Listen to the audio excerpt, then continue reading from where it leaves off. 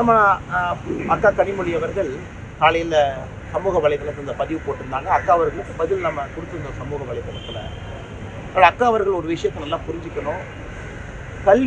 கல்விக்கு பணம் தர மறுக்கிறாங்க அப்படிங்கிறது தவறான ஒரு சொல்லாണ്. மத்திய அரசு பல ஹெட்டில் பல பணம் வருது. அது ஆரம்ப கல்வியாக இருக்கட்டும், உயர்கல்வியாக இருக்கட்டும், எல்லா இடத்துக்குமே மத்திய அரசு பணம் கொடுக்குறாங்க. எங்கேயும் இல்லை என்று சொல்லலை. இப்போ இது சமகிரக சிக்ஷா அப்படின்னு சொல்லக்கூடிய அந்த பர்டிகுலர் ஹெட்டு அது எல்லாமே தேசிய கல்வி, புதிய கல்வி, அதை நோக்கி அது மாறிடுச்சு. சர்வ சிக்ஷா அபியான் மாறி இருக்கு. ஸோ இவ்வளவு பேசக்கூடிய அக்கா கனிமொழி அவர்கள் எதற்காக போன ஆண்டு 2024 தமிழக அரசு பிஎம்ஸ்ரீ பள்ளிக்கூடத்தை நாங்கள் ஏற்றுக்கிறோன்னு எதற்காக சொன்னாங்க? அதற்கு அக்கா பதில் சொல்ல மாட்டாங்களே. எங்கேயும் கல்விக்கு பணம் இல்லைன்னு யாரும் சொல்லலைங்க. சமகிரக சிக்ஷா ஃபண்டு எதற்கு பயன்படுத்தணுமோ அதற்கு தான் எல்லா மாநிலமே பயன்படுத்த முடியும். தமிழகம் புதுசாக ஒன்று கண்டுபிடிக்க முடியாது. அதைத்தான் தர்மேந்திர பிரதான் அவங்க சொல்லியிருக்கிறாங்க.